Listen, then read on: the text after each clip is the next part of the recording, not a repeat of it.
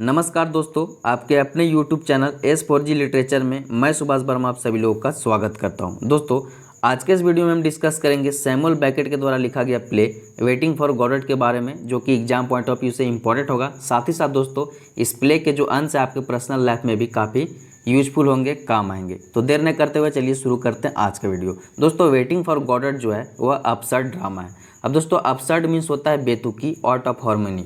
दोस्तों, इसमें जो कैरेक्टर दिखाए गए हैं, इस प्ले में कैरेक्टर जो दिखाए गए हैं, जो सिचुएशन दिखाए गए हैं, वह काफ़ी ऑड एंड जो है वियर्ड हैं। कुल मिला के कहें तो काफ़ी विचित्र हैं। अब दोस्तों, अगर इसके जेनर की बात करें तो दोस्तों इसका जो जेनर है ट्रैजिक कॉमेडी है। मीन्स दैट कि इसमें दोस्तों कॉमेडी कम ट्रैजिक जो है ट्रेजिडी ज़्यादा दिखाई गई है, इसको ध्यान रखें। साथ ही साथ दोस्तों, इसे इनिशियली लिखा गया था 1948 में फ्रेंच लैंग्वेज में एज ए अटेंडेंट गॉडेट, और दोस्तों इसे फ्रेंच लैंग्वेज में ही पब्लिश किया गया था 1952 में। बाद में दोस्तों सैमुअल बेकेट जो है, इन्होंने खुद से ही इसे इंग्लिश लैंग्वेज में ट्रांसलेट किया एज ए वेटिंग फॉर गॉडट, और दोस्तों इसको जो वर्ल्ड वाइड पब्लिश किया गया था वो 1956 में किया गया था। तो आपको ध्यान रखना है कि इसे फ्रेंच लैंग्वेज में जो है पब्लिश किया गया था 1952 में, और वर्ल्ड वाइड जो इसको हर भाषा में इंग्लिश लैंग्वेज में पब्लिश किया गया था वो 1956 में किया गया था। और साथ ही साथ आपको ध्यान में रखना है कि इसे फ्रेंच लैंग्वेज में जो है 1948 में ही लिखा गया था। तो ये तीनों डेट आप ध्यान में रखें। अब दोस्तों, चूंकि इस प्ले को सैमुअल बेकेट ने लिखा है, तो आइए हम सैमुअल बेकेट से संबंधित कुछ बेसिक जानकारियां देख लेते हैं, जो कि एग्जाम पॉइंट ऑफ व्यू से इंपॉर्टेंट होगा। तो दोस्तों, Samuel Beckett was an Irish novelist, play right, short story writer, theatre director, poet and literary translator. अब दोस्तों, इस लाइन को जो है आप रट लीजिए। आपका एग्जाम में कोई भी प्रश्न आए तो आपको ये लाइन को आपको वहाँ पे मेंशन करना है कि सैमुअल बेकेट जो थे आयरिश नोवेलिस्ट थे, प्ले राइट थे, शॉर्ट स्टोरी राइटर थे, थिएटर डायरेक्टर थे, पोएट थे एंड लिटरेरी ट्रांसलेटर थे। इनका पूरा नाम भी आप देख सकते हैं। नेक्स्ट दोस्तों कि इन्होंने जो है फ्रेंच और इंग्लिश दोनों लैंग्वेजेज में अपना जो है वर्क्स लिखा है, और इनका जन्म 13 अप्रैल 1906 में हुआ था, और यह मृत्यु को प्राप्त हो गए 22 दिसंबर 1989 में। बात करें अगर इनके कुछ नोटेबल अवार्ड्स के, तो दोस्तों इन्हें 2 अवार्ड्स मिले थे जो कि काफ़ी नोटेबल है। उनमें से एक है दोस्तों नोबेल प्राइज़ फॉर लिटरेचर, जो कि 1969 में उन्हें मिला था। तो इसे नोट कर लें, एग्जाम में इसे आंसर शीट में आप मेंशन कर सकते हैं। साथ ही साथ दोस्तों, अगर इनके नोटेबल वर्क्स की बात करें तो उनमें था मर्फी, द नेबल, waiting for Godot, end game, how it is, happy days, etc। अब दोस्तों, इन नोटेबल वर्क्स को भी आप अपने आंसर राइटिंग में मेंशन कर सकते हैं, जिससे आपके जो है राइटिंग्स इन्हेंस करते हैं, मार्क्स इन्हेंस करते हैं, और राइटिंग का जो स्टैंडर्ड है वह इन्हेंस करता है। साथ ही साथ दोस्तों, आप इसमें यह जैसे कि हाउ इट इज है, तो यह कब पब्लिश हुआ था यह भी मेंशन कर सकते हैं, जो कि काफ़ी इंप्रेसिव बनाएगा आपके आंसर को। साथ ही साथ दोस्तों, सैमुअल बेकेट जो है वाइडली रिगार्डेड है as a most influential writer in 20th century. तो इसको आपको ध्यान में रखना है, ठीक है। अब दोस्तों, एक और बात ध्यान रखें आप कि इनके जो पिताजी थे वह सिविल इंजीनियर थे, और सबसे मोस्ट बात कि इनका जो जन्म था वह गुड फ्राइडे के दिन हुआ था। तो इसको आप ध्यान में रखें। इन सब चीज़ों को आप मेंशन करके अपने राइटिंग को ज़्यादा इंप्रेसिव बना सकते हैं। तो दोस्तों, अभी हमने पढ़ा सैमुअल बेकेट से संबंधित कुछ बेसिक जानकारियां, जो कि एग्जाम पॉइंट ऑफ व्यू से इंपॉर्टेंट था। अब दोस्तों, वापस लौटते हुए चलिए हम चलते हैं वेटिंग फॉर गॉडट की ओर। दोस्तों, अभी हमने नोट एंड थीम डिस्कस कर लिया है, अब इसका समरी देखते हैं। अब दोस्तों, किसी भी स्टोरी या प्ले को जानने से पहले अगर हम उसके कैरेक्टर से क्लियर होते हैं, अगर उसका कैरेक्टर हमारे दिमाग में क्लियर होता है, तो उस स्टोरी को हम अच्छे से समझ पाते हैं और उसका आंसर भी अच्छे से कर पाते हैं, क्योंकि कैरेक्टर से ही आधा स्टोरी हमारा क्लियर हो जाता है। तो दोस्तों, इसमें मेनली 3 कैरेक्टर बनाए, Estragon and Vladimir, Lucky and Pozzo and a boy. तो दोस्तों, सबसे पहले हम डिस्कस करेंगे एस्ट्रोजन एंड व्लादिमीर के बारे में। दोस्तों, ये दोनों 2 ट्रैम्प्स हैं। अब दोस्तों, ट्रैम्प्स मीन्स क्या होता है? ट्रैम्प मीन्स होता है a person who has no home और job and who moves from one place to another place. तो दोस्तों, ट्रैम्प का मतलब होता है कि वैसा व्यक्ति जिसके पास न घर है न नौकरी है, और वह इधर से उधर होता रहता है, मतलब उसका कोई ठौर ठिकाना नहीं है। अगर वन वर्ड में कहें तो उसका कोई ठौर ठिकाना है नहीं। अब दोस्तों, एस्ट्रोजन और व्लादिमीर जो है, इन 2 बूढ़े व्यक्ति, पूरी कहानी इन्हीं के बेहूदगी बेतुकी हरकतों के इर्द गिर्द है, परंतु जब आप इसे डीपली समझते हैं तो इसमें बहुत सी सीख भी है। दोस्तों, आई थिंक कि this play is absolutely to the point which we are facing even today in the 21st century also. Next हमारा कैरेक्टर है दोस्तों लकी एंड पोजो। अब दोस्तों, लकी एंड पोजो जो कैरेक्टर है, इनका अलग अलग रोल है। जैसा कि आप सभी जानते हैं कि द वेटिंग फॉर गॉडट जो है, यह 2 एक्ट्स में बटा प्ले है। तो दोस्तों, फर्स्ट एक्ट जो है उसमें पोजो जो है वह मास्टर है और लकी उसका स्लेव है, यानी कि पोजो मालिक है और लकी जो है उसका गुलाम है। और दोस्तों, सेकेंड प्ले में जो है पोजो जो है वह अंधा है और लकी जो है वह बहरा है। आगे चल के यह चीज़ें मैं क्लियर करूँगा जब मैं समरी बताऊँगा। नेक्स्ट हमारा कैरेक्टर है दोस्तों अबुआय। दोस्तों यह एक लड़का है जो कि सीडो मैसेंजर हम इसे कह सकते हैं, जो कि गॉडोट का मैसेज जो है स्ट्रोजन और व्लादिमीर तक पहुंचाता है। अब दोस्तों अगर हम बात करें द वेटिंग फॉर गॉडोट के बारे में, तो the waiting for Godot is primarily about the hope to arrive, but the subject of the play quickly becomes an example of how to pass the time in a situation which offers no hope. दोस्तों we can say the plot of waiting for Godot it has been called both parallel and circular. Why? Because मैं अभी बताता हूँ। दोस्तों there are two acts each made up of 4 identical sections. Each section can be described as the following. अब दोस्तों first जो section है उसमें जो है स्ट्रोजन और व्लादिमीर को जो है लोनली डिस्कस किया गया है, और नेक्स्ट सेक्शन में दोस्तों पोजो एंड लकी जो है आते हैं फिर जाते हैं। फिर नेक्स्ट सेक्शन में दोस्तों मैसेंजर बॉय आता है एंड जाता है, और फिर जो लास्ट का सेक्शन है उसमें फिर से जो है स्ट्रोजन और व्लादिमीर अलोन हो जाते हैं। ये चीज़ें मैं आपको डिस्कस करूंगा। मेनली इसको जो इस स्टोरी को मैंने 4 पार्ट में बांटा है। तो पहला पार्ट में दोस्तों कहानी इस प्रकार शुरू होती है कि स्ट्रोजन और व्लादिमीर अलोन है, फिर उसके बाद कहानी में पोजो एंड लकी का जो अराइवल होता है, फिर डिपार्चर होता है, फिर मैसेंजर बॉय का अराइवल होता है एंड डिपार्चर होता है। उसके बाद जो है स्ट्रोजन और व्लादिमीर जो है फिर से अलोन हो जाते हैं और फिर से गॉडोट के लिए वेट करने लगते हैं। दोस्तों जो मेनली जनरली जो है फर्स्ट एंड सेकेंड जो एक्ट है वह लगभग सेम ही है, उसका जो स्ट्रक्चर पैटर्न है वह बिल्कुल सेम ही है। नाउ फ्रेंड्स आई थिंक कि अब हमें समरी शुरू कर देना चाहिए। तो दोस्तों एक्ट्स का यह प्ले फर्स्ट एक्ट एक मरियल सा पेड़ वाले दृश्य से शुरू होता है। मरियल से पेड़ वाले दृश्य से जो है यह एक्ट शुरू होता है। शाम हो गया है, स्ट्रोजन एक बूढ़ा आदमी है जो अपने जूते खोलने की कोशिश कर रहा है। अब दोस्तों व्लादिमीर नामक दूसरा बूढ़ा व्यक्ति स्टेज ज्वाइन करता है। दोनों आपस में मिलते हैं और आपस में बातचीत करना जो है शुरू कर देते हैं। अब दोस्तों ये दोनों जो है अब बेघर हैं, दुर्बल हैं, और कई बार ये लोग जो हैं आत्महत्या के असफल और बेतुकी अटेम्प्ट ले चुके हैं।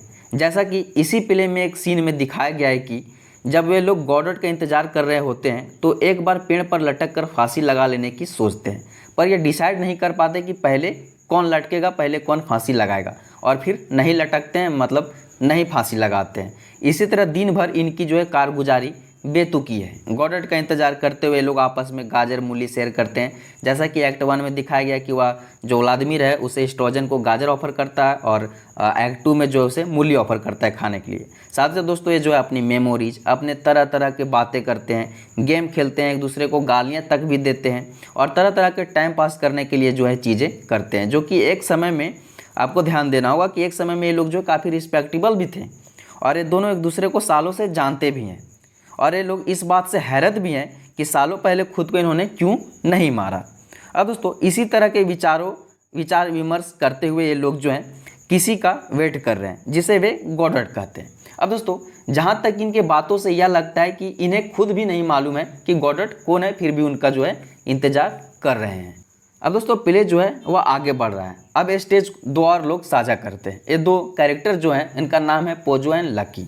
अब दोस्तों यह स्पष्ट है कि पोजो जो है मालिक है और लकी जो है उसका गुलाम है। अब दोस्तों पोजो जो है वह रस्सियों से बंधे लकी को पकड़ा हुआ है। दोस्तों लकी उसका बैग कैरी किए हुए है। पोजो इस स्लेब को जो है शायद बाजार में बेचने के लिए ले जा रहा है। अब ये सभी 4 जो है आपस में मिल जाते हैं, पोजो, लकी, स्ट्रोजन और व्लादिमीर। अब दोस्तों ये चारों आपस में मिल जाते हैं तो पोजो लकी के मदद से चिकन खाता है और स्ट्रोजन के साथ जो हड्डियों को शेयर करता है। पोजो के आदेश पर जो है लकी सबका मनोरंजन करता है अपनी स्पीचेज एंड डांस के थ्रू। फिर दोस्तों पोजो एंड लकी एक दूसरे से जाने के लिए विदा लेते हैं, मतलब पोजो और लकी जो स्ट्रोजन और व्लादिमीर से जाने के लिए विदा लेते हैं, पर वह जाते नहीं हैं, फिर कुछ देर बाद जाते हैं। मतलब कि इसी तरह का जो बेतुकी चीज़ें पूरी स्टोरी में दिखाई गई है, मतलब कर कुछ और रहे हैं, बोल कुछ और रहे हैं, प्लान कुछ और कर रहे हैं, हो कुछ और रहा है, उस टाइप का। अब दोस्तों स्टेज से जब लकी एंड पोजो चले जाते हैं तो उनके जाने के बाद प्ले में, सीन में, स्टेज में या इस कहानी में एक लड़का आता है और स्ट्रोजन और व्लादिमीर से कहता है कि गॉडोट आज नहीं आ पाएगा, कल आएगा, और चला जाता है। अब उस मैसेंजर बॉय के चले जाने के बाद ये दोनों आपस में डिसाइड करते हैं कि चलो चले, कल आएंगे और कल फिर जो है गॉडोट का इंतजार करेंगे। पर दोस्तों वह फिर नहीं जाते और वहीं पे रुक जाते हैं। अब दोस्तों अगले दिन जो है अगले सुबह एज एक्ट 2 शुरू होता है। इसमें कुछ नया नहीं है, वही उनकी बेतुकी टाइम पास वाली हरकतें एज सम एज लाइक एक्ट 1, चीज़ों को प्लान करना, फिर उसे ना करना, फिर इधर उधर की बातें करना, एक दूसरे को से साझा करना और फिर ना भी करना, लड़ना झगड़ना, फिर साथ में रहना, एक दूसरे मतलब एक सपना एस्ट्रोजन उसको सुनाना चाहता है तो व्लादिमीर सुनता ही नहीं है, फिर साथ हो जाना, फिर शाम तक इंतजार करके फिर से गॉडॉट से ना मिल पाना। बस एक्ट 2 में इतना अलग है कि एक्ट 2 में पोजो एंड लकी स्टेज पे आते हैं तो पोजो अंधा हो चुका है, मतलब अंधा है इस एक्ट में, और लकी जो है बह रहा है। इस वजह से वे स्टेज पे ज़्यादा देर तक टिक नहीं पाते, उनका अभिनय ज़्यादा देर तक चल नहीं पाता और बात बनती ही नहीं। और दोस्तों दूसरा जो अंतर है वह यह है कि वह जो लड़का है जो फर्स्ट प्ले में आया, फर्स्ट एक्ट में आया था, वह लड़का फिर इस एक्ट में आता है, परंतु फिर वह एस्ट्रोजन और व्लादिमीर से आकर मिलता है फिर से, और फिर से वही बात कहता है कि गॉडॉट आज नहीं आ पाएंगे पर कल आएंगे। और दोस्तों वह एस्ट्रोजन और व्लादिमीर के साथ हुए बहस हो जाता है, जब उन लोगों को आपस में बहस होता है किसी बात पे लेकर, जो कि पूरा स्टोरी में हो ही रहा है। तो दोस्तों वह लड़का उनसे कहता है कि वह कल वाला लड़का नहीं है और वह उन्हें मतलब कि व्लादिमीर और एस्ट्रोजन को नहीं जानता है, वह उन्हें पहली बार देख रहा है, उनसे कभी मिला ही नहीं है। बाकी सब जो है एक्ट 1 और एक्ट 2 में वही बेहूदगी रिपीट की गई है। अब दोस्तों एक्ट 2 भी समाप्त होता है और वे लोग जाने सोचकर फिर से नहीं जाते हैं, बस कुछ दूर जाके पेड़ से कुछ दूर जाके बैठ जाते हैं और पेड़ को देखते हुए कुछ योजनाएं बनाते हैं, और फिर इसी तरह जो है पर्दा गिर जाता है और जो एक्ट 2 भी है खत्म हो जाता है।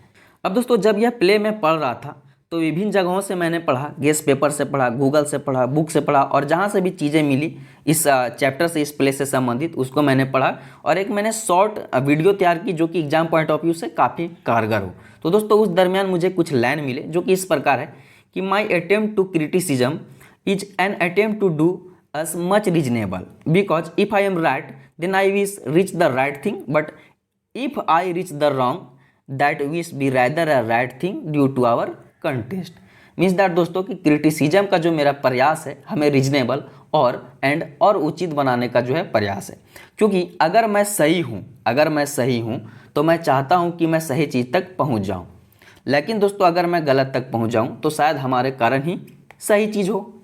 अब दोस्तों आपको ध्यान देना है कि इस प्रकार का जो है मतलब जो लाइन है इस स्टोरी में, इस प्ले में काफ़ी यूज हुए हैं, जो कि आपको इजीली इस प्रकार के लाइन्स एंड फ्रेज जो भी कहें आसानी से आपको गेस्ट पेपर में या गूगल में मिल जाएगा, जिससे आप एज अ कोट अपने आंसर राइटिंग में मेंशन कर सकते हैं, जो कि आपके स्टैंडर्ड को मतलब आंसर को स्टैंडर्ड बनाएगा, आपके मार्क्स इन्हांस करेगा। साथ ही साथ दोस्तों एक इसमें लाइन यूज की गई थी जो कि मैं काफ़ी इंपॉर्टेंट समझता हूँ, जो कि यह है कि what is absurd today may be most admirable tomorrow. दोस्तों इस बात का प्रूफ खुद जो प्ले है वेटिंग फॉर गॉडॉट यह खुद है, जस्ट बिकॉज दोस्तों कि वेटिंग फॉर गॉडॉट को contemporary classic and universal masterpiece consider किया जाता है। दोस्तों वेटिंग फॉर गॉडॉट के चल जाने के बाद जब यह मार्केट में छा गया, शुरू में तो अपसेट करके यह लॉन्च हुआ, जब यह मार्केट में छा गया तो दोस्तों इसके बाद कई बड़े छोटे कलाकारों ने इसे प्ले किया। साथ ही साथ दोस्तों कई ऐसे प्ले आए जिसमें सोशल ऑर्डर को इल्यूजन और वर्ल्ड को अपसेट यानी कि बेतुकी बताया जाता हो, और इस प्रकार का जो है प्ले बहुत सारे लिखे जाने लगे और परफॉर्म किए जाने लगे। दोस्तों वेटिंग फॉर गॉडॉट जो प्ले है यह बस कहने को मीनिंगलेस है, अदरवाइज दोस्तों यह अपसेट बिल्कुल नहीं है, मीनिंगलेस सिर्फ कहने को है, यह मीनिंग से भरपूर है अगर आप इसे ध्यानपूर्वक पढ़ते हैं तो दोस्तों। अब दोस्तों यहाँ पे जो है गॉडॉट है, गॉडॉट शब्द का जो प्रयोग किया गया है, अगर हम इसका कंपैरिजन करें तो दोस्तों इसका हम कंपैरिजन परफेक्टनेस से कर सकते हैं। आज की दुनिया में जो चल रही है अगर उससे आज की दुनिया 21वीं सदी से हम इसे कंपेयर करें तो दोस्तों इसे हम परफेक्टनेस, हैप्पीनेस, आइडियल वर्ल्ड से कंपेयर कर सकते हैं, जहाँ पे सब कुछ अच्छा होगा, मीन्स हेवन लाइक थिंग्स, कोई परेशानी नहीं होगी, बस खुशियाँ ही खुशियाँ होंगी। हम दोस्तों होल लाइफ इंतजार करते रहते हैं, कभी एक्साइटेड होके कभी एग्रेसिवली। अब दोस्तों ऐसा होगा वैसा होगा, एक होप अंदर लिए जो है किसी चीज़ के होने का इंतजार किए जा रहे हैं जो कि हमारी ज़िंदगी को बेहतर बना दे और इस बेबसी और खालीपन से हमें निकाल सके। पर दोस्तों होल लाइफ वेट करते करते हम एक दिन मृत्यु को प्राप्त हो जाते हैं। लोगों को एक्चुअल में खुद भी नहीं मालूम होता है कि उन्हें क्या चाहिए और वह किस चीज़ का इंतजार कर रहे होते हैं, और उनके भी स्टोरी का पर्दा इसी प्रकार गिर जाता है जैसे द वेटिंग फॉर गॉडॉट प्ले का गिर गया, और पूरा प्ले जो था बेतुकी था, बट दोस्तों बेतुकी होते हुए भी इसके बहुत मीनिंग थे। अब दोस्तों वेटिंग फॉर गॉडॉट के ऊपर जो डिस्कशन है अब यही खत्म होता है। साथ ही साथ दोस्तों मैं आपको बता दूं कि ghost by Henrik Ibsen and the good woman of Setzuan by Bertolt Brecht, जो 2 वीडियो है मैंने ऑलरेडी चैनल पे अपलोड किए हुए हैं इसी चैनल पे, जो कि अगर आपने नहीं देखा है तो देख लें, क्योंकि यह भी काफ़ी इंपॉर्टेंट है आपके एग्जाम पॉइंट ऑफ व्यू से। साथ ही साथ दोस्तों इस वीडियो को बनाने के पीछे मुझे काफ़ी मेहनत लगी, हालांकि यह रात जो है आज 10 अक्टूबर है और मैं 9 अक्टूबर की रात पूरी रात भर नहीं सोया, जस्ट बिकॉज ये अलग बात है कि मैं रात में ज़्यादा प्रोडक्टिव होता हूँ, फिर भी मुझे काफ़ी मेहनत लगी इस वीडियो को बनाने में और मैं रात भर नहीं सोया और अभी लगभग 6:30 बज रही है सुबह के और यह वीडियो मैं रिकॉर्ड कर रहा हूँ। तो दोस्तों मैं कहना चाहता हूँ कि अगर आपको ये वीडियो पसंद आया है तो इस वीडियो को एज मच एज जितना आप ज़्यादा शेयर कर सकें इस वीडियो को शेयर करें, वीडियो को लाइक करें अगर आपको पसंद आया तो। वीडियो के बारे में अगर कुछ आपको समझ में नहीं आया या आप कुछ एडिशनल चीज़ें इसमें ऐड करवाना चाहते हैं तो आप कमेंट सेक्शन में कमेंट करके हमें बताएं। साथ ही साथ दोस्तों अगर आप जेपीएससी या जेएसएससी के एस्पिरेंट है, जेपीएससी जेएसएससी का प्रिपरेशन कर रहे हैं तो दोस्तों उसके आपको फ्री क्लासेस की ज़रूरत पड़ेंगे। अगर आप उससे जुड़ी फ्री स्टडी मटेरियल चाहते हैं, फ्री पीडीएफ नोट्स चाहते हैं, प्रैक्टिस सेट्स चाहते हैं तो आप दोस्तों यूट्यूब पे S4G स्टडी फॉर गोल्स नामक यूट्यूब चैनल ज्वाइन कर सकते हैं। साथ ही साथ दोस्तों स्टडी फॉर गोल्स के व्हाट्सएप एंड टेलीग्राम ग्रुप्स भी बनाए हैं जो कि बॉयज़ एंड गर्ल्स के लिए सेपरेट ग्रुप्स हैं, जहाँ पे दोस्तों आपको ये सारे मटेरियल जो हैं बिल्कुल फ्रीली प्राप्त हो जाएगी। साथ ही साथ दोस्तों आपको इस वीडियो का PDF और नोट्स भी इसी प्लेटफॉर्म के माध्यम से प्राप्त हो जाएगा। तो दोस्तों आपको S4G व्हाट्सएप ग्रुप से जुड़ने के लिए या मेरे से संपर्क करके डिस्कशन करने के लिए स्क्रीन पे दिख रहे व्हाट्सएप नंबर 9801114450 पे अपना नाम और आप किस जिले से बिलोंग करते हैं हमें मैसेज करना है। दोस्तों साथ ही साथ बता दूं कि S4G स्टडी फॉर गोल्स जो यूट्यूब चैनल है इस पे जो क्लासेस ली जाती हैं वो ऑलरेडी ज्वाइंट टीचर के द्वारा ली जाती है, मीन्स दैट के जो ऑलरेडी जॉब में है। और इनमें जो दोस्तों अधिकतर जो शिक्षक हैं वह सब इंस्पेक्टर है 2018 बैच के। तो दोस्तों मैं यही कहूँगा कि जेपीएससी जेएसएससी के लिए बेहतर यूट्यूब प्लेटफॉर्म है S4G स्टडी फॉर गोल्स। आप जरूर विजिट करके एक बार चीज़ों को देखें, कंटेंट को देखें, आपको खुद पता चल जाएगा कि कंटेंट की जो क्वालिटी है वह क्या है।